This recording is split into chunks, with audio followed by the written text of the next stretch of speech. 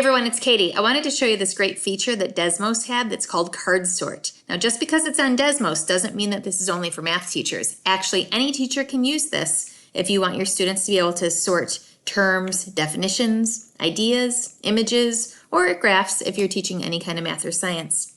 So you get started by going to teacher.desmos.com, and I do have an account, but you'd want to create an account. You can create one for free, log in with Google.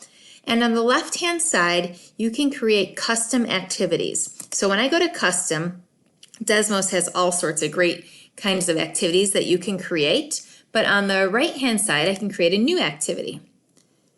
So when I go to new activity, I'll title this activity.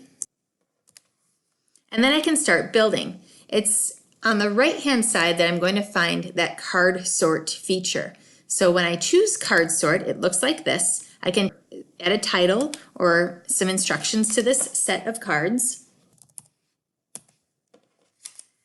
I could also create multiple screens if I'd like students to do multiple card sort features. I can click on any kind of texts, or maybe I wanted to add images. So look at what I did in this fun little iCoach sort. I added our 4 names, and then I added our 4 school logos.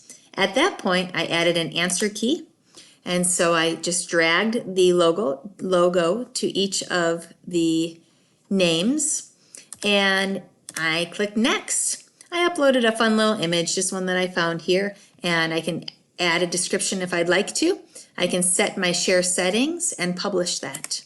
At that point, I'm ready to create a class code, and I can go ahead and view that dashboard, display that for students. Doesn't take long at all, super fun, super useful in any discipline.